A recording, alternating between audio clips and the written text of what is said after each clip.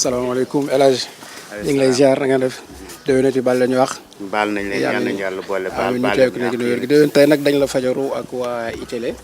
dafay bés boo xamante ni dafa am lu dox seen diggante di bésu tabaski nag ñu ñëwoon pour ziar la ak waa Itélé. waaw maa ngi leen di ziare waa Sénégal yëpp ak waa àddina laay wax sóoraale waa Mauritanie Mali Guinée Gambie di leen nuyu di feddali kóllëre sama digganteeg yéen muy bés nag boo xam ne bi bés bu am solo la xam ne nit ñi dañu war a baalante ak ñaan yàlla defal ñu jàmm ci réew mi donc yéen su ngeen bàyyi lépp ñëw seet si ma man laa wax ni yéen feddali ngeen kóllëre googu itam donc di leen ñaanal yàlla ñu teewee ko ay déwén yu bari di ko ñaanal waa Sénégal yàlla baal ñu suñuy bàkkaat rafetal jikko yi tàppa xol yi indi jàmm ci réew mi.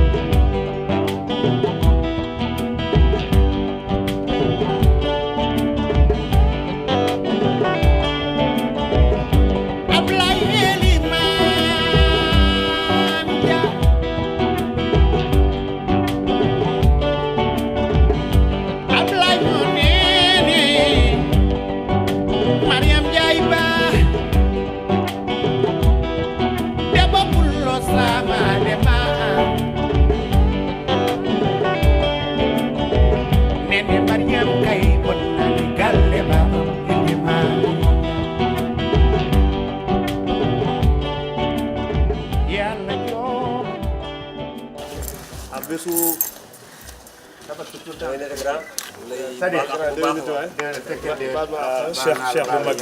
cheikh bu mag bi yàlla boole baal bu baax a baax déwén ko déwén yu bari amiin amiin ci suñu dëkkandoo la bu baax moom moo nekk fii ci ginnaaw donc mu accueillir Tempo FM la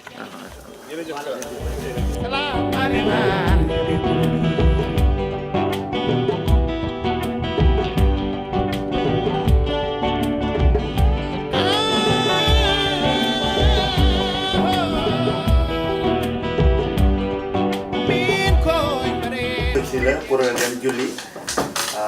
ñëw ziyaare leen su demee ba booru ngoon ma war a dem nuyu ji samay mbokk ak samay xarit samay kóllëre boobu dafa am beneen santé waaw léegi na soirée dansante bi nag nga xam ni moom la ñu def fee ci yëngu leen moom alpulaar bi ko wax ndille waaw ndilleen donc boobu beneen santé la moom boobu. ku la gis tey ci studio bi ànd ak say dëkkandoo ànd ak ñenn ci ñi nga xam ne ñooy ñi nga xam ne yàlla dafa dogal ne yaa leen yilif maanaam ci yow la ñu nekk di liggéey tey loolu dafa am lu muy wane dafay wane ni Baaba Maal ndax dafa nekk nit ku social ndax dafa nekk koo xamante ne dafa fonk dëkkandoo lan ngay wax ci loolu ba relation nga am ak say dëkkandoo. ñaanuma ko yàlla balaa waa Podor di jóge fee ba di ñëw di ma seet si waa Mbunka Bambara ñoo koy njëkk a yëg kon nag ñii ñooy samay mbokk rawatina nag dama ñëw ñu yaatalal ma seen xol xam nga boo ñëwee si dëkk nga fekk fa ay ndaw yoo xam ne yow nga nekk artiste bu mel ni man jël sa orchestre tuddee ko Daande Liñol ñu ne mënuñu def dara du dul jël suñu association sportive et culturelle tuddee ko Daande Liñol. Daande Liñol boobu itam ñu mérité ko xam ni du tur bu ndaw di ci am ay ndam di participer ci ay événements yu bari sur événement culturel événement sportif. di organiser lu bari di woo ay kilifa diiwaan bi yëpp loolu yëpp di représenter Daande Liñol loolu xëy na su ma dëkkandoowul noonu ñoom si jàmm ak salaam xëy na ñoom duñ ko def te loolu du démb du bërki démb ay ati at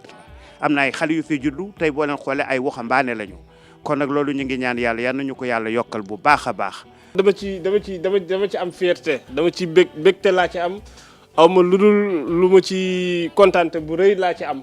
parce que am na ñu mu ko waroon a mën a def defu leen ko ndax ba ma gisee dafa ne ma ah yow laa seen ma xamante ne lii kii ku la yëg moo la koy def ku la yëgul du la ko def loolu yëpp may wane ne que baaxaay ak jàmm ak rafetoo moo ko waral di ko ñaanal yàlla guddal fanam yàlla wéral ay cëram yàlla bàyyi ñu ko fekk moom ba ci kanam ak kanam bàyyi fi képp ku fi nekk ak waa Temp FM yàlla na leen yàlla jëmale kanam rajo bi fu mu ko bëgg yegg yàlla na ko suñu borom yegg la ci daraje Seydina Muhammad Rasulullah sallallahu alayhi wa sallam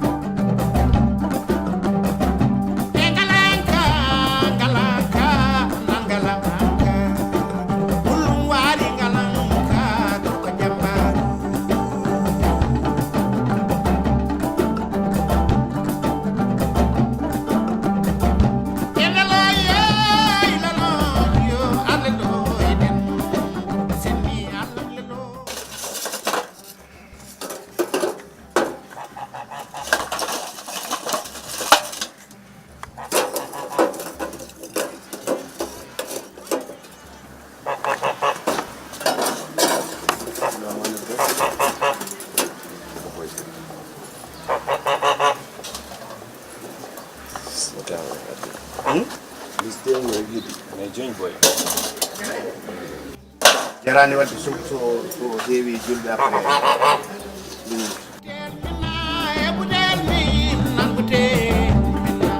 jam koye ñalle kutel minna karede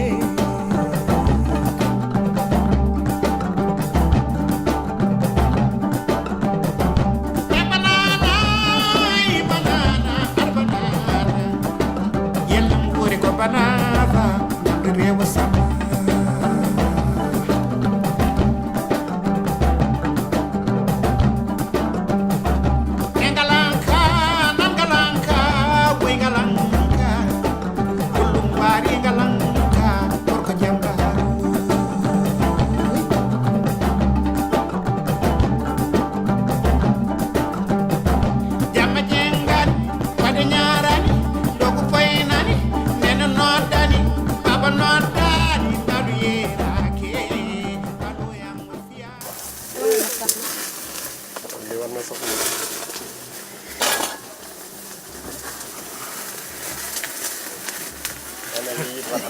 toujours da may fay la amul yow amul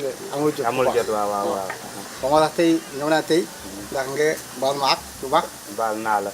bu baax ci yow tam nga baal ñu ak bu baax nañu yàlla may ñu amiin incha allah déwén yu bëree bëri amiin incha allah jazakallah baax nga xale yi dañuy wax sama te tuuti jazakallah xeer Omar ñoom Moussa jazakallah xeer man dëgguma olo bu baax bu yàggul ci Sénégal bi daw laa ñëw fii rek loolu mu tax ñoo expliqué le lu mu bëgg a wax parce que yàlla nga am jàmm ak salaam yow ak sa waay bi yëpp de alhamdulilah jazakumullah xeer yàlla nañ ko bokk toujours alhamdulilah ñu am dag may àgg ci sama kër bi nag jazakallah xeer kaam gi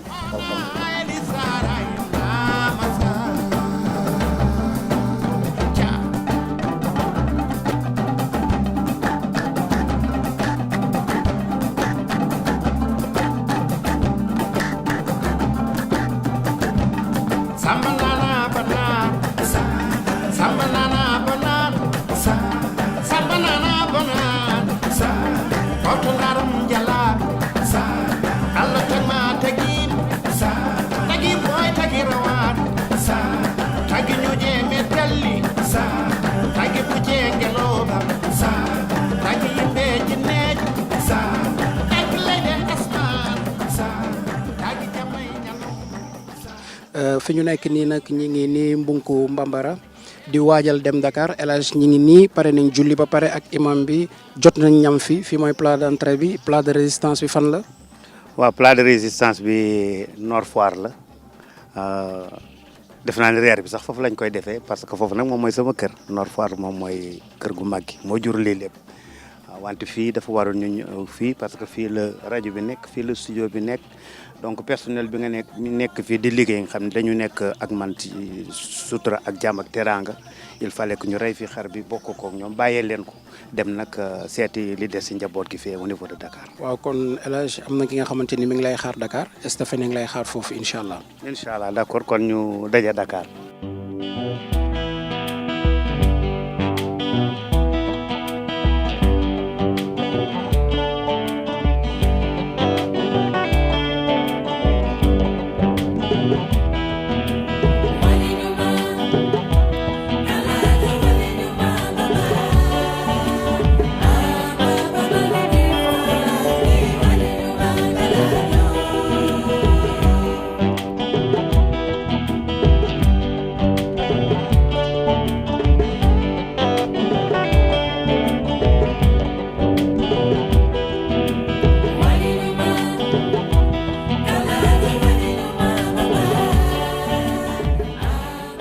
loolu mooy wax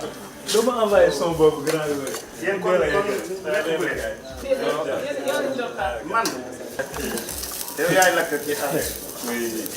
waaw boobu nee na ça va. ça va Diop baal naa. baal naa la. yaa ngi ñaar boole jégal. amiin ma ne yow Moustapha Kane moo gën a. ñun ñaari mag nga yor mi njuróolo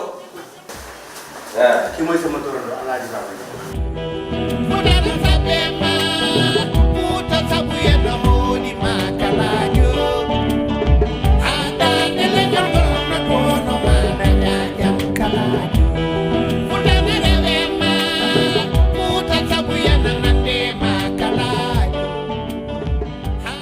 Mohamed daf nee na ko papa mu gis ñaari passeport yi benn passeport sénégalais ordinaire ak benn passeport diplomatique Mohamed nee na ko yow papa lu tax amoo nationalité nee na ko ba mu ko defee du ma nekk référence lu mu koy doon. donc ñi ngi fii ak ITV toog ak El Hadj Baba Maal ci këram bi fii Nord Foire ubbil ñu buntu yi tey ñu nar a yendu ak moom El Hadj Baba Maal maa ngi lay nuyu. maa ngi lay nuyu Stéphanie di la wax dalal ak jàmm surtout tey ci bés bi nga xam ne mooy bésu tabaski defe naa ne képp ku la seet si rek sa xarit la sa soppe la kon nag sa xarit ak sa soppe bu la seet si moom da nga si am mbégte kontaan naa bu baax a baax ci li ngeen ñëw. jërëjëf jërëjëf donc tey si suba dem nga julli. waaw Nduxarapal foofu la ñuy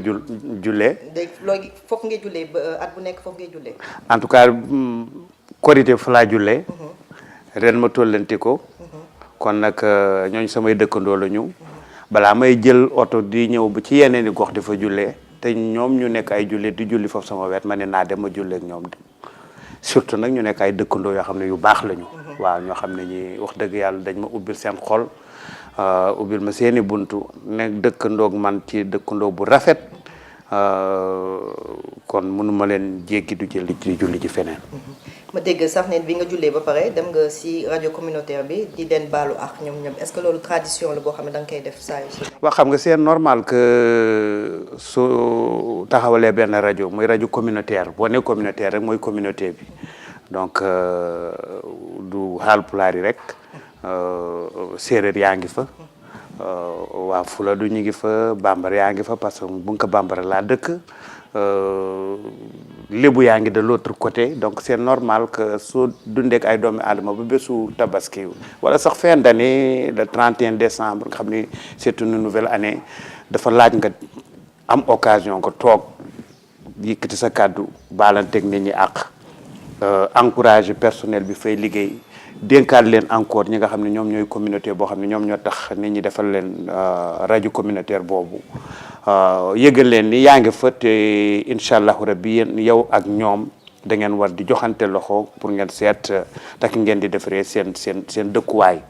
et puis surtout que tey li tax ma gën a kontaan mooy imam bi si boppam dafa indi responsabilité wu d'abord parents yi si jeunes yi que parents yi waruñu sonn di éduquer jeunes yi di waxtaan ak ñoom di seet ci lu ñu nekk di leen encourager parce que nee na jamono yàquwul nit ñi ñooy yàq jamono bu nit ñi bu ñu yëg éduquer jeunes yi éduquer mag ñi ñu éduquer seen bopp rek société bi wala dëkkuwaay bi yëpp dafay baax mais bu ñu bàyyee seen loxo rek day mel neneen donc rek loolu responsabilité wu ku nekk la koo xam ne ki yaa ngi dëkk si dëkk te ma nekk nag ku bokk si ñoom il fallait que ma dem déglu loolu itam di ko féddali sama kóllëre ñoom.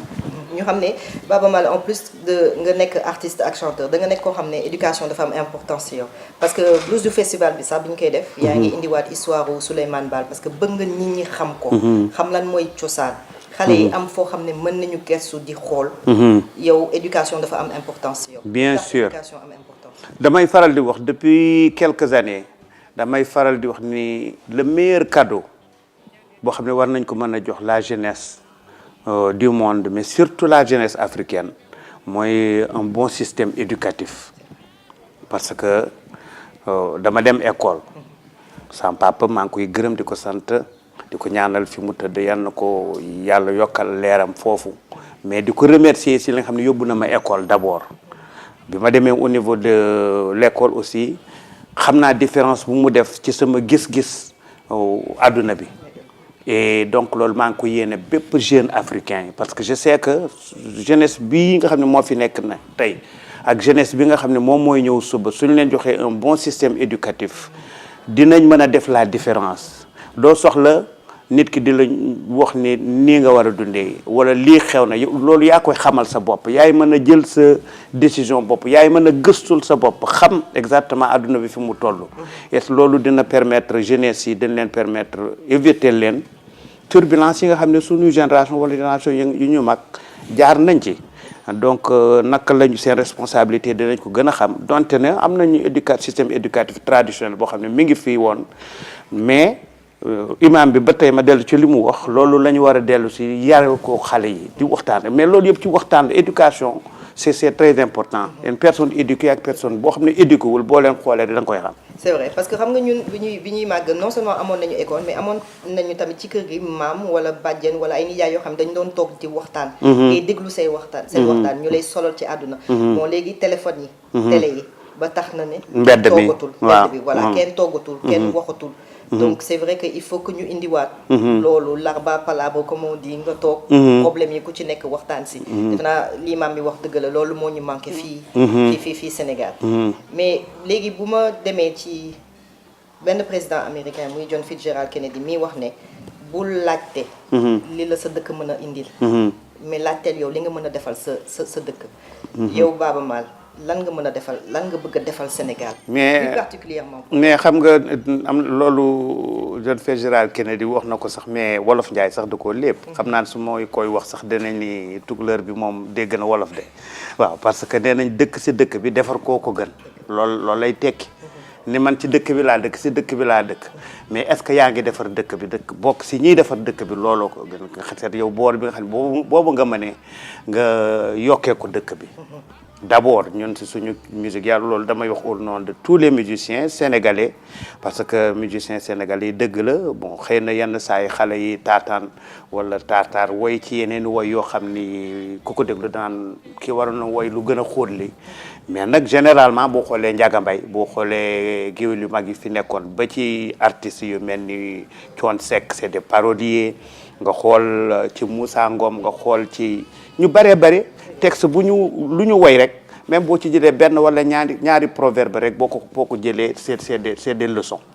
c'est des leçons de la vie donte ne musique la waaw c'est des leçons de la vie donc boo ci sukkandikoo rek da ngay xam ni ndekket man lii sama responsable loolu mi ngi bokk si ñun li ñu indil dëkk bi en tant qu'artiste maintenant avec suñu notoriété ñu seet yan buntu la ñu mën a ubbi yan buntu la ñu mën a ubbi moom mooy taxawal ay organisation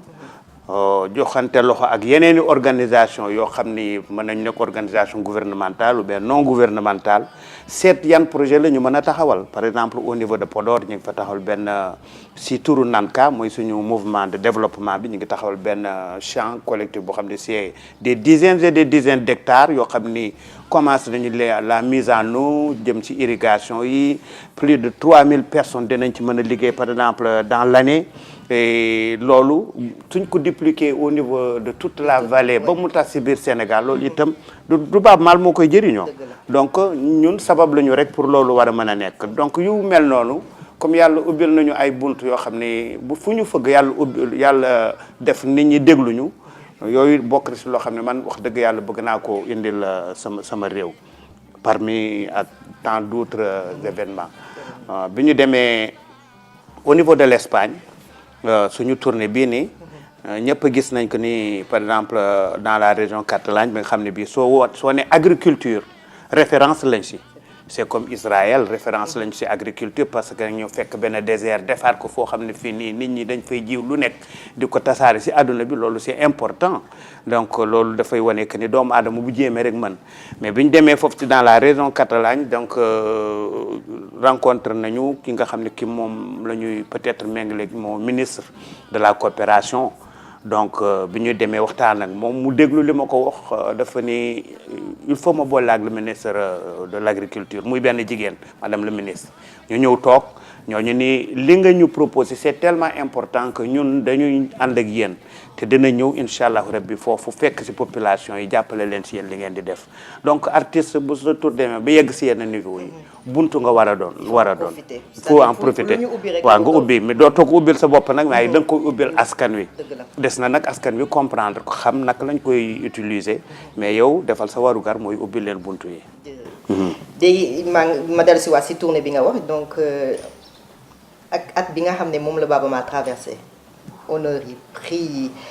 nga xalaat ni xëy na Baaba Maal dina toog noppalu ko waaye Baaba Maal la ngi tourné ba tey lan mooy motivation bi tax Baaba Maal di jug ba tey di continuer. am na sama benn xarit boo xam ne dama doon waxtaan ak moom ma ni ko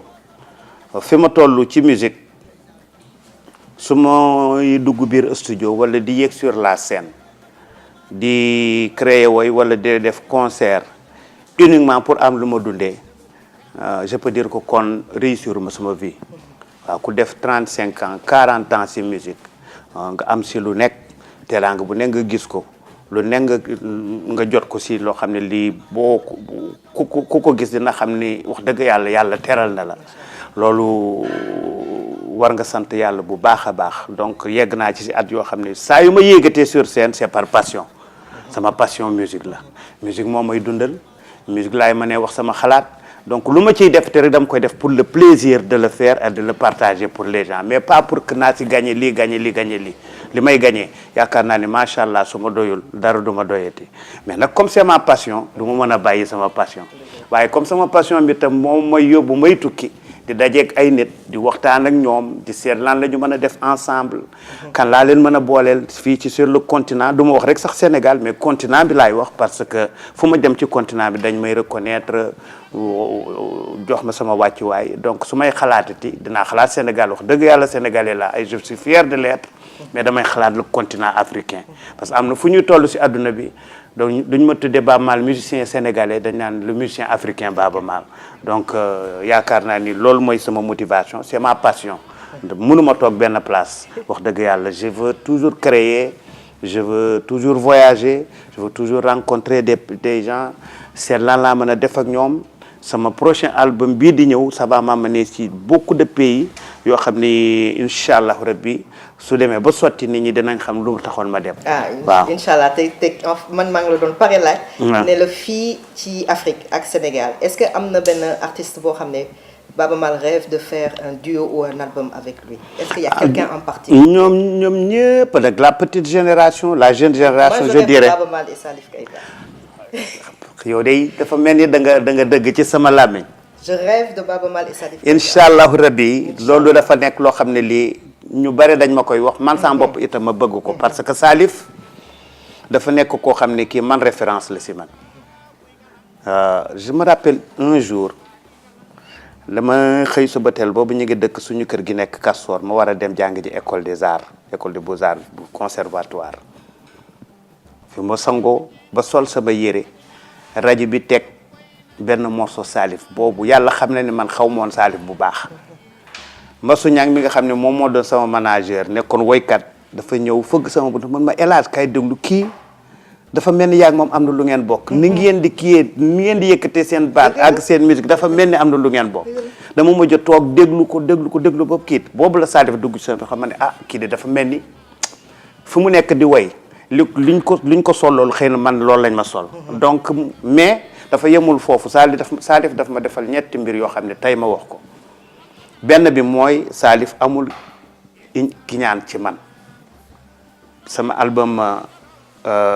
Farine Fouta bi muy génn Salif mi ngi nekk ci maison de disque bi xam ne moom mooy bu Chris Blackwell Chris moom moo génne Bob Marley moo def toute la musique de la Jamaïque moo ko génne Salif dugg ci bureau bi fekk ñuy def planification kañ la Farine Fouta di nekk sur le marché ñu bëgg ko génnee c'était vers l'été mais man dama ñëw par surprise dugg fekk Salif di xuloog waa maison de disque bi ne leen nii ngeen di def kii c'est un musicien de valeur sama rakk la c'est quelqu'un koo xam ne kenn du ko génnee nii du ngeen ko falaa génnee ko d'une façon très bâclée comme ça xam naa période bi baax pour génne album te boobu laa bëgg ngeen génne album bii nii xam nga daraja ak maqaama day fiir mënoon na ci bañ a fekk Salif yemul ci foofu may jouer Élysée Montmartre invité wu ma Salif yëguma sax ndax mi ngi Paris mais dama toog ba ci diggu concert bi ma gis Salif ñu xalal ko yoon mu dugg si ñëw yéeg si kaw scène bi ñëw fekk ma fi ma taxaw mu sukk sama kanam jàpp ci samay tànk ma jël micro bi jox ko moom mu continuer woy bi moom mooy woy bi daandi li ñuul mu continuer si ne ma yow foo nekk su ma fa nekk ci dëkk boobu damay ñëw wan la ni yow toi tu es mon jeune frère que je respecte que j'admire beneen bi ci gën a ki nag doy waar dañu dem ci Massa à Abidjan temps yooyu Massa mi ngi nekk ci diggu ndëndam tout le monde venait au Massa les promoteurs les producteurs les réalisateurs Salif était invité d'honneur mu ñëw def li mu noon def man ma yegg si ndekki jour bi may joué bés boobu la Salif war a ñibbi te man yëguma ko c'était la première fois que Méwé di monter sur la scène sa première fois que Méwé di apparaître bon les Ivoiriens le connaissaient sa production mais xamuñu woon kan mooy Méwé sur la scène mais ma joué première partie man ma joué deuxième partie bi may joué sama deuxième partie ndekk Salif mi ngi ci taxi di ñibbi France di dellu France comme le concert était en direct man yëguma ni Salif mi ngi ñibbi bi ma yegsi si benn ci morceau digg ma ne que maa ngi déjee morceau bi mon grand frère Salif Keita parce que je sais qu'il doit être dans la salle et te moom fu ma ko fekk itam dama koy déjee benn morceau dafa ni taxi bi tourné mu ñëw fekk palais des congrès ñëw dugg si biir salle bi yéeg si kaw jël micro bi def ak man concert bi waaw def ak man concert bi ba concert bi tas mu ne ma dama doon dem ñibbi Paris mais li nga wax si rajo bi moo tax ma tourné noonu la perte bi yom boobu jënd beneen billet def donc kooku def naa ni soo ne war naa def ak moom du y a beaucoup d'occasions et beaucoup de raisons qui font que ni war nañ ko mën a def. Effectivement boo ko déggee muy woy le fait qu'il chante son pays qu'on sent qu'il aime son pays la langue qu'il utilise parce que mënoon na woy ci langue bu ko neex tu vois il aurait pu le faire mais style am en fait ak ce style ñoo nekk benn ba nga xam ne on s'est toujours man je me suis toujours demandé dama leen di suivre yéen ñaar ñëpp depuis bi ma nekkee xale mais pourquoi mosuñu toog boole ñaar ñi ñu def benn duo. Parce que nous tous nous venons de l'Afrique des profondeurs. Nous tous nous venons de l'intérieur de nos pays. Ñun ñëpp nous venons avec une culture très profonde de l'Afrique et nous parlons au reste du monde. Et nous voulons que le monde entier sache que nous on vient d'un continent qui est très riche, continent boo xam ne dafa am valeur, continent boo xam ne bi culture am ñëpp soxla nañ ko te mën na jox àdduna bi lu bari bari et on y croit personnellement mais li ci ëpp solo mooy ku ci nekk si ñun dafa am si ki ci des yërmande daf ci am si moom respect dafa am si moom reconnaissance waaw. Macha Allah en tout cas on espère que dinañ leen gis yéen très bientôt ngeen def benn duo léegi ma dellu si waat ci catalan bi nga demee. dañ la jox nga signé livre d'or bi muy loo xam ne mën nañu compter. ñi ko signé biñ la ko laajee yow pour nga def ko lan moo doon sa sentiment ci loolu. biñ may wax ne soo paree dîner bi da nga war a signé livre d'or bi xaw ma woon ban livre dama yaakaaroon ne benn kër la rek parce que je savais que ni fi ñu ne woon c'est l'un des centres culturels les plus importants de l'Espagne mais surtout du monde mais biñ ma ne livre d'or boobu at yi mu am ak ñi fa jaar par exemple biñ ma tuddalee Picasso dama ne Picasso. man Picasso yaakaaroon naa ne xëy na ay tableau rek laay cite parce que ñëpp kii nañ ko mais ci foo xam ne fa jaar na fa def rëddam ñu ne ma yow tam di nga rëdd fii ma ne lii nag moom teraanga beneen teraangal bu ma yàlla teralee donc ça m'a fait beaucoup de plaisir mais dama signé au nom de tous les Sénégalais et au nom de tous les Africains parce que su jëmee ci nag ci signé ci livre d'or bu mel noonu boo xam ne bi c'est des personnes de valeur ñoom ñoo ko def donc yaakaar naa ni africains yi war nañ leen ci boole parce que bu ñu nee culture rek africain la fekk baax. dëgg la à part la musique bi ñu ñëwee festival du blues bi am nañu chance su gis documentaire wu Kevin McDonald. Ouais. Return to Podor. bu nekk documentaire bu am solo bu bien fait bien travaillé. moom Kevin McDonald nga xam ne def na fi le dernier roi d'Écosse. ak Whitney Houston Bob Marley moom ñoom day def documentaire. ci ay chanteurs ay artistes yu mel noonu. mu def benn ci Baaba Maal. kañ la ñuy jot Return to Podor nekk en français wala nekk en wolof ñu delloo si ko fi parce que ñun seetaan nañ ko. waay loolu am na solo lool parce que la maison de disques. ak waa Mumford & Sons mi nga xam ne ñoo nekkoon les artistes invités le groupe invité def na connu dans le monde entier. dans le monde ñun États-Unis dañ leen di suivre bi ma ko gisee vraiment bi ma xoolee ma ne Mumford & Sons un groupe qui joue que devant 80 000 personnes dans des stades et ainsi de suite un peu partout dans le monde bouquet bàyyi seen lépp jël seen i ay avion privé wàcc Saint-Louis ñëw Podor bokk ak ñun ba ñu def documentaire boobu ñooñu ñoo toog ils sont en train de planifier la sortie par exemple officielle par exemple de Return to Podor donc je pense que aussi c'est important que ñu def ko en français. oui waaw parce que comme Podor lañ ko tourné ci Blues du Fleuve lañ ko tourné Sénégal la te bi ñu ñëw fii au niveau du Sénégal itam autorités yi jàpp nañ ci commencé par le président de la République recevoir na leen dalal leen ils sont vraiment senti que ne nit ñi jox lañ leen seen wàccuwaay donc yaakaar naa ni loolu suñ ko defee en français indi projet teg fii aussi au niveau du Sénégal dinañ delloo naar bi xoromam ñu ngi si je pense que ce sera pour l'année prochaine parce que yu mel noonu ñoom sur le plan international ñoom duñu yàkkamti ils font tout avec un planifié ko def ko marketing bi ci war ou les partenaires qu'il faut parce que quand ça sort et pour ñu mën ko et puis c'est un film documentaire boo xam ne bi c'est destiné à être montré dans tous les grands festivals de films. merci El Hadj Baaba Maal waxtaan bi neex na trop léegi nag toujours dans le dialogue islamo-chrétien man mi nga xam ne maay gourmet bi tey ñoo ñu invité ma xaaraan bi nag moo nar a continuer nii on va passer aux choses sérieuses bu ñu ci jógee ñu dem ànd ak Baaba Maal mu dem ziyaare.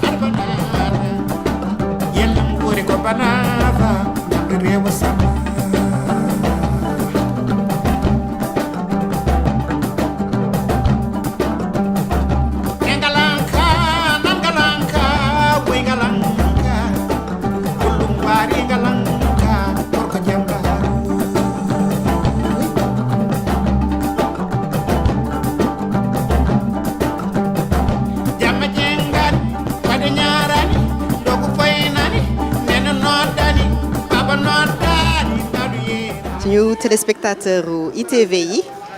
añ nañu ba pare léegi nag ñi ngi ànd ak El Hadj Baaba Maal dem di siyaare fi ñuy dem nag di siyaare surprise la parce que jigéen na ma fi nekk rakkam soppeem àndandoo moom la ñuy dem nag xool surprise bi nag duma leen ko wax bu ñu duggee ngeen xam kan la.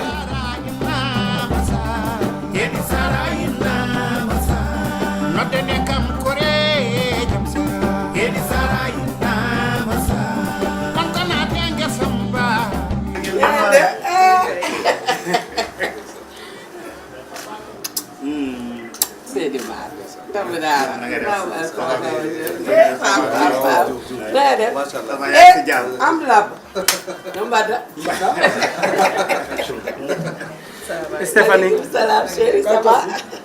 Na ngeen def? Gos. Dama laa de. Alors Diodou. Na ngeen def? Ça va? Sama xarit baa ngi noonu.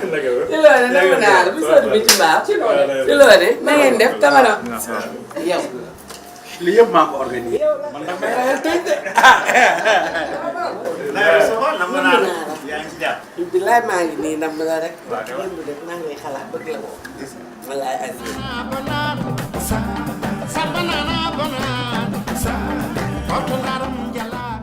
sànq gis ngeen ñu ci buntu kër bi ñu yegsee wax leen ne surprise la ndaxte Baaba Maal dañu añ ba pare mu ne maa ngi jug dem seeti sama jigéen xamuñu woon fan la ñuy yegsi nag ñu yegsi fii ci Fatou Guewel ñu gis ne am na lu séq seen diggante lan moo tax ba Baaba tey ci jouru tabaski bi war a jug bàyyi fépp ñëw seet si la yow Fatou Guewel lan moo indi lii tey. di wax waa Sénégal yëpp déwéniti waa àdduna yëpp jullit yëpp sax déwéniti leen yal nañ ko teewee na gën a déwén. amiin amiin. te rafetu fekkin di ko wax sama mag sama xarit di ko wax déwéniti yal nañ ko teewee na gën a déwén. amiin amiin. ah bett na ma ndax toog rek ñu ne wàccal am na ku lay seet nga ñëw yem ci Baaba waaye bettu ma it ndax ni ma def ak fi ma teg ak li mu lim léegi ne bu jógee fa la jëm noonu rek lay doxaleek man ndax ba ma ko xamee ba tey ku mu bokkal ndey ak baay muy Fatou Maal génn àdduna moom la ma wax loolu la ma jàppee te moom loolu la ma jàppee man it ma jàpp ko ci sama biir xol yàlla rek laa koy seedeel sama digganteeg moom dama ko def comme ku ma bokkal ndey ak baay nga barke Seexul Xadim bërki démb rek maa ngi toog di ko xalaat bi ne ginnaaw suba la julli ma ne dama koy woo ma ne xaaral naa bàyyi ba julli gi paase wala jouru julli ma woo ko bala ma koy woo di ko sonal waaw barke Sëñ Touba mbaa nga noonu ndeke boobu moom mi ngi may xalaat pour ñëw ci man Baaba nag day nit ku baax ndax ba mu ma jàppee ba tey ne ma jàppe naa la Fatou Maal ma bokkal ndey ak baay te mu génn àdduna gisatuma ko yow laa ko remplacé ba tey rek loolu lay doxal ak man lépp lu muy def daf may woo ci studio daf may woo ci ay spectacle am yenn saa yi sax damay dem ci spectacle war a ñëw rek dem sama yoon su ma fa déggee dafay yónni ma femme wala kenn ci ñoom ne leen Fatou bu paree bu mu dem na ma xaar ndax su may way dafay wayaale kon kooku mënuloo ko fay kooku jàppewu ma affaire artiste affaire way yi ñuy def muy mbirum àdduna jàppewu ma loolu kon dama koy ñaanal gudd fan ak wér gi yaram li ma koy ñaanal toujours rek yàlla yokk ndamam yàlla bu mu réccu lu mu ma doon xamee yàlla bu mu réccu lu mu doon àndeek man loolu fu ma toll maa ngi koy ñaanal te yàlla na ko yàlla gën a jàppale may ko gudd fan ak wér gi yaram ndax Baaba baax na Baaba am na jàmm Baaba yaru na te lépp lu mu la wax ci kàttanu yàlla dina ko doxal ba mu mat kon dama koy ñaan moom daal sama mag la jërëjëf sama xarit la kontaan naa lool lii moom damaa sax jaaxle bul jaaxle yaa ko moom damaa jaaxle bul jaaxle yaa ko moom toujours nii lay doxaleeg man daal maanaam nii lay doxaleeg man maa ngi koy ñaanal di ñaanal nag àndandoo mii ñii ñëpp samay càmmeñ lañu Fama ngi nii Nikel ak sama waa ji Sarr ñoom ñëpp samay xarit lañu bëgg ma buñ ma gisee sax fu Baaba Maal nekk nii lañ may def ci kaw fu Nikel fu ma seen daf ma naan Fatou Baba Al Samba Awa Diop loolu rek la may woowe kon nag dama koy ñaanal Birane Yoro Malick yàlla na ko gudd ci dara joxe tamit sallallahu waaw Baba Al Samba Awa Diop Birane Yoro Malick gi ma Njaay yal na ko yàlla defal jàmm ci dara joneen ci bi barke sëñ Bamba xam nañu Baba Gaye Siri Bokar Njang Alassane Awa Diop lu faatu wax léegi dañuy wax boo doonee ñeeña doon géwél géer nu mu munti toll rek na doon géer bu tollook géer dëgg la di wolof njaay di wax saaku ceeb bu ñu taalaaliwul ak bu ñu sottiwul doon benn ma ci pepp jugul dugg si cin bi kenn du xam ban pepp xooj moo say xam kon as gor gor la kaw Amadou Lab wax na ko sànq ne ko fen du sore ba nga jógee Ndakaaru jaar si autoroute à péage ba romb Diamniadio romb Tivaouane romb Saint-Louis ba ci Risatol nga ni fan nga jëm nga ni ko Podor laa jëm waaw kan laay xoole ji Podor kenn si man di Baba Alassane Mbaw Diop Birane Yoro Malick ma ñay maraane ma kodda ndaw mu jigéen maam ma ci wàllu Birane ak maar la wax lii nit boo doonee gor dangay am géwél am ñeeñu am labbu am maaba am sakki Baaba Maal ba ma maamam ak sunu maam ñoo jugandoo wàlla duggandoo Podor bu maamam duggee Podor tuddul Podor mu ngi tudd Gaspa Alassane Mbaw Diop Birane Yoro Malick ma ñay maraale ma kodda ndaw mu jigéen maam ma ci wàllu Birane ak maar Birane juru sanu juru xaar sanu juru ay de waddee Alassane Wade kii mooy réew mi mooy réew mi de Baba Gaye Siri Bokar Njong Amadou Bokar Njong Fatimata Bokar Njong ma Samba Kumba Jaw gaynde gi borom Malick ngeen code bi ak toro bi kii mooy réew mi sa maam kii sànq wax na kaaw Amadou Lab Alaji Malick Sy ba ma ñëwee gouverneur Saint-Louis ba mu ko woowee di ko laaj lan ngay def ci diini ak l'islam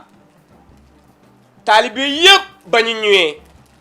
kan moo fi jiit mooy El Hadj Baba Njong nee na Baba loo fay def nee na ba ñuy rey nañ ma rey ba ñuy yóbbu nañ ma yóbbu. jërëjëf. diggante leer boo amoon bi diggante gouverneur bi ak Alaji Malick Sy rideau lu defoon seen diggante bis boobu la ko sampal jumaa ji ma ca Mbodiène Fatou Guewel yaa bëgg waa ji Fatou Guewel yaa fonk waa ji Fatou Guewel yaa sopp waa ji as gor mii toog. te nag waxtu bi ñu jamono bi ñu nekk nii lu nekk gis nañ ko fi lu nekk dégg nañ ko fi mais nag moom mi ngi ànd ak ngoram jàpp liggéeyam xam ay xaritam ak ay mbokkam macha allah yàlla di ko lafal cat koo wax rek ma da Fatou Guewel dafa mën amitié dafa sincère en amitié man itam mu nekk loo xam ne lii loolu sama waajur bu jigéen dafa ma ko yebe woon bi may dem France man ma jàppal ci Mansour Seck jàppal ci diw yàlla di ma lafal cat maa ngi des ak ñoom ba léegi donc su ma déggee gis ci moom jikko yooyu dama naan man ki ma doon seet mi ngi nii waaw ci ñi nga xam ne ñooy yëngutu ci li ñuy yëngutu si jigéen ñi ki ma doon seet mi ngi nii mais daf ci yàqul dara comme ni ma ko waxee fi mu nekk Fatou daf ma tànqalu moo si dara am na lu bare loo xam ne dama koy organiser dama koy bañ a sonnal parce que su ma ko yëgalee xam naa dina bàyyi lépp ngir man te nag dafa nekk koo xam ne ki tam moom tam responsable la mais tax bésu tey bi nii dama ne ala kulli haali alay sago mi ummoto galla maara ɗo yenne mi salmina Fatou Guewel damay jóge sama kër ma ñëw fii ma siyaare la ni may siyaare sama yeneen jigéen ñi ma bokkal ndey ak baay ñoo xam ne ñi dafa ma leen teg ci foo xam ne fii du àdduna moo ñu boole mais deret moo ñu boole ci nga bokk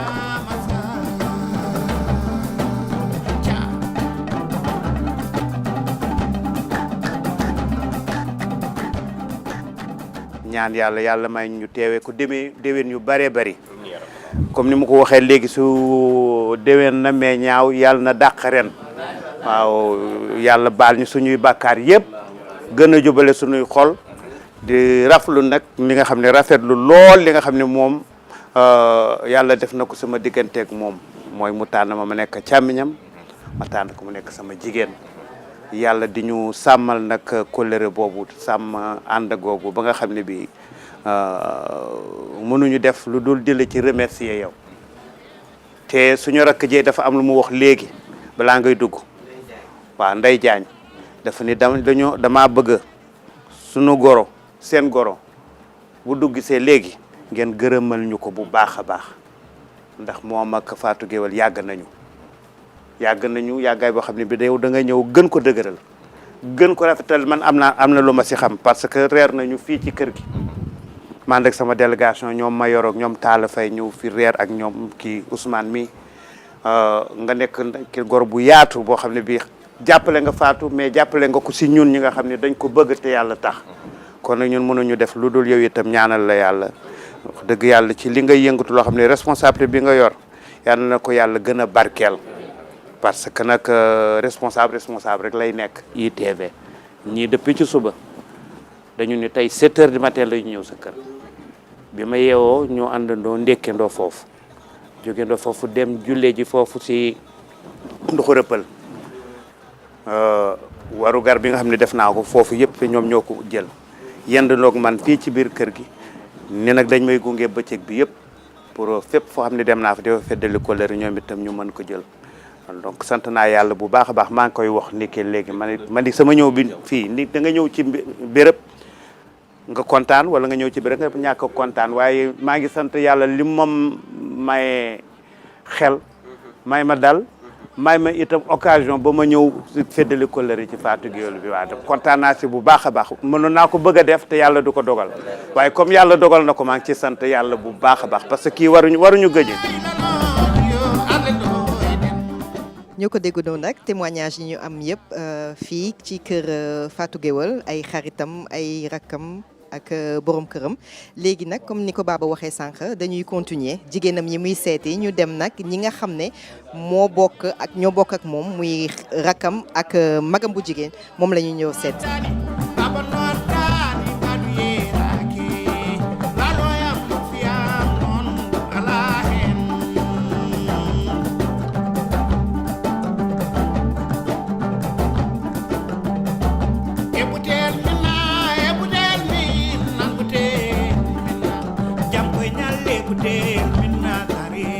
ça va bien. sama yaay moo la soppante kii turandoom la. ah d'accord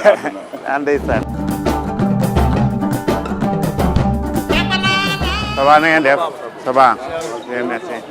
ça va Abdourahmane na nga def. ça va bien. salaamaaleykum ça va bien. na ngeen def. yéen a ngi si jàmm na ngeen def ak coono jàmm rek na ngeen def coono jàmm rek kay alhamdulilah na ngeen def jëf jërëjëf. ça va jërëjëf. ça va na nga def alhamdulilah na ngeen def ça va yaa ngi ci jàmm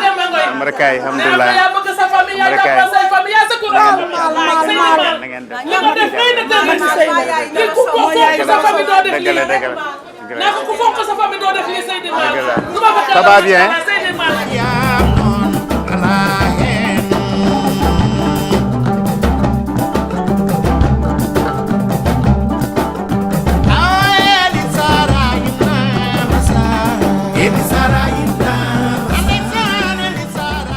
xawma lu may wax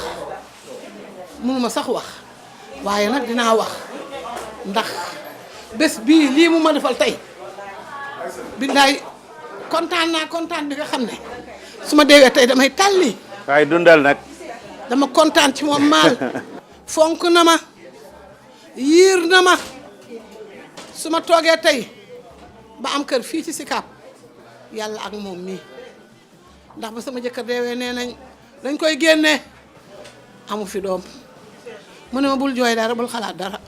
léppay baax te lépp baax maal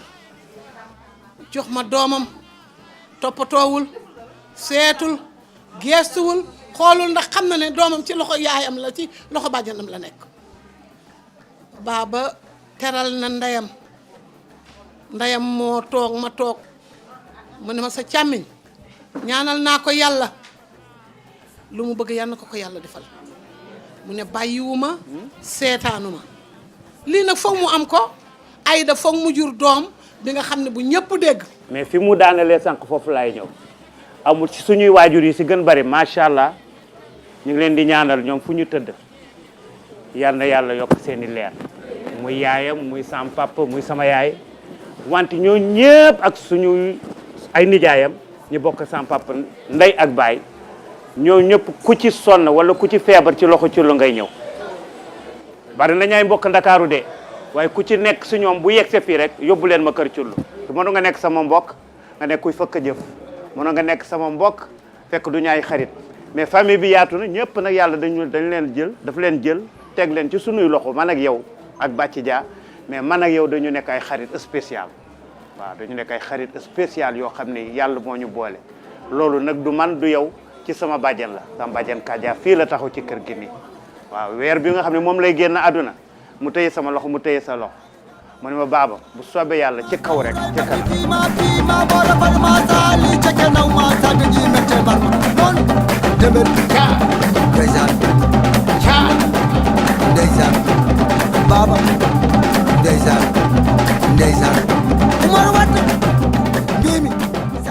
ginnaaw nag bi ñu demee ànd ak El Hadj Baba Maal def gunge ko ci ziyaare yi mu doon ziyaare dellu si nañu nii ci kër gi ñu bëgg ko laaj rek journée bi tey tabaski bi El Hadj Baba Maal naka nga ko gisee ak nag lan mooy émotion bi nga xam ne am nga ko si journée bi tey.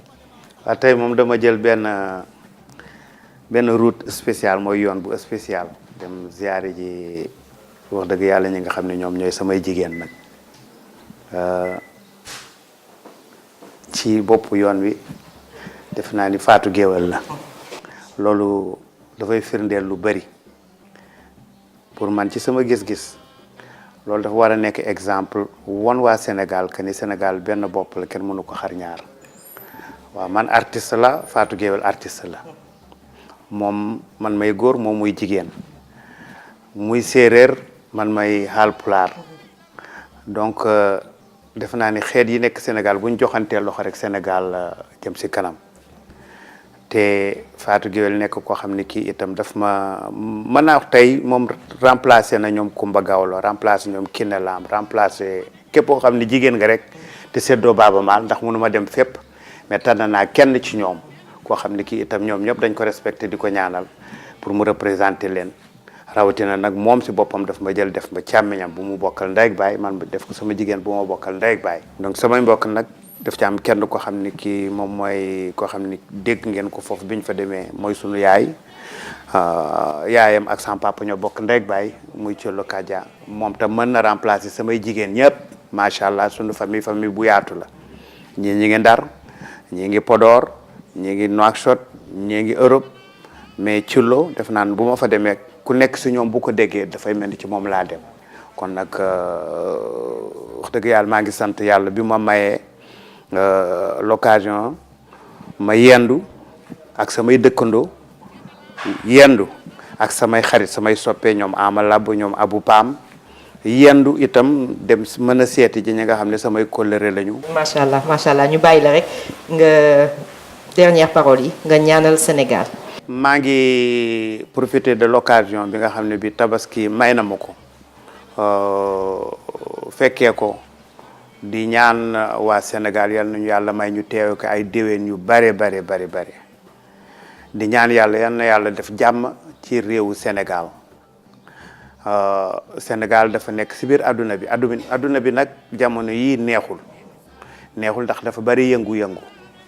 dafa bari ay problème yoo xam ne ku jàpp télévision wala ngay déglu rajo wala ngay lire journaux mbaa nga dugg internet di nga xam ni am na ay foyer de tension un peu partout waaye doomu aadama moo gën a fort loolu yëpp benn doomu aadama bu nekk su décidé que ni problème bu mënti am ci suuf la nekk man ci kaw laa nekk problème yooyu dañuy gis seen solution te mën nañ ko saafara loolu nag dama koy ñaanal Sénégal di ko ñaanal adduna bi parce que lépp loo gis doomu aadama di ko sante yàlla si jàmm la xëj di ñaanal ñi nga xam ni ñi wéruñu yal na yàlla saafara seen jàngoro ñi nga xam ni dem nañu màkk ñu dellu si jàmm seen aj bi ñu aji yàlla boole ko si aji yi mu gën a nangu di ñaanal ñi nga xam ne ñoom ñoo jiitu fi ci réew mi yi ni ko Maam Abdou di waxee yal na yàlla tàpp xol yi ba nga xam ne bi ñoom dinañ mën a toog sur la même table waxtaan xam ni ñoom ñooy suñuy responsable ñoom ñooy ñi nga xam ni ñoom la ñu yaakaar ni war nañu mën a jëlee fi yóbbu ñu fee ñu mën a juboo ndax ñun suñu xel mën a dal bu ñu jubóowul artiste bi du tal woy ñeeñu bi du tal taggaate géwél bi sax du xam fan lay dem ndax position boo ci yor bu nekk soo moytuwul da ngay yaakaar ni ki ci des dana la mere ñoom bu ñu juboo rek ñun ñu tranquille dama koy faral di wax ma ne su ma taxawee grand théâtre gis benn ñaar ñett ba ci ñeent ba si juróomi doomu aadama yoo xam ne yi suñu ay leader la ñu politique wala leader bu mu mën a doon ma xam wala ma dégg ni ñoom am na xarañ-xarañ bu nekk seen diggante man damay jaaxle ndax koo woy jëmle si moom ki ci des dana ne ah kii de tey kii la jël teg ko ci sama kaw kon nag ñun dañu ñaan rek yal na leen yàlla boole ñu nekk benn di ko ñaanal nag suñu sëriñ ndax bisu tabaski boo ko waxee boo xëyee nga sol si yére da ngay dem si jumaa ja maa nga dem si place bi ñuy jullee kan ma lay jiite mooy imaam yi donc imaam yooyu dañu bokk ci ay kër yu mag dañu ñaanal këru diine yi yal na leen yàlla bàyyi sunu kanam ñu yàgg ñu won yoon bi yàgg ñu conseil li nga xam ne buñ si tege suñuy tànk wax dëgg yàlla dinañ mérité ñu ne Sénégal réew dëgg la dialogue islamo-chrétien mi ngi fii mais en même temps itam côté diine yi am nañ ci ay références yoo xam ne ñu ngi leen di déglu parce que la spiritualité ak le matériel ñoom ñooy ànd waaye spiritualité bu laloo ci suuf matériel bu ñëwee rek da nga koy mën a jëriñoo ni nga xam ne noonu la waree donc ñoom ñi nga xam ñoo nekk ci côté boobu yal na leen fi yàlla bàyyi wéral seen i cër ñu ñaanal nag la jeunesse sénégalaise parce que c'est une jeunesse qui mérite beaucoup de choses nit ñaa ngi wax wërsëg yu bari yoo xam ne yàlla indil nañu ko wërsëg yooyu yaakaar naa ni jeunesse bi ñoo ko moom parce que ñoom ñooy l'avenir de ce pays ñoom bu ñu épanouir jëlatuñu gaal yi dem à l'extérieur duggatuñu ci désert bi mën a jàng bi ci war ku ci feebar nga faju ni nga war a fajoo nga mën a yëkkati sa baat wax sa opinion ci doxalinu réew mi fekk àndul ak lu ñaaw dafa ànd ak yar ak teggin nga wax ko ci ni nga ko war a waxee bu boobaa sa dignité nga jot ko bu baax a baax jeunesse boobu dina mën a jàppale réew mi pour mu jëm ci kanam on a confiance à cette jeunesse et nous leur disons que vraiment que ñu ngi leen di ñaanal vraiment tous les bonheurs du monde en tout cas fi may tëjee nag ci ñaan bi mooy yéen ñi ma seet si parce que nag woykat yëpp woy nañ ko ne nañ balaa ngay xam sa waaye nga dem ba këram waaye ki nga dem këram itam xam na ni mënoon nga dem ci kër yu bare bare soo bàyyi kër yooyu yëpp ñëw ci këram war na xam ne yow tam am na foo ko teg donc yéen am na fu ngeen ma teg maa leen di ñaanal yàlla ci bisub tabaski bi yal nañ ko passé des années et des années mën naa wax sax des centaines d'années yàlla mën na ko yal nañu ko yàlla defal incha allahu rabbi jërë ngeen jëf may remercier ñi nga xam ne Abdoulaye Sylla mi nekkoon ak man tey Babacar Augustin en tout cas ñi ngi leen di jox rendez-vous tabaski bi di ñëw déwénati leen te baal la ñu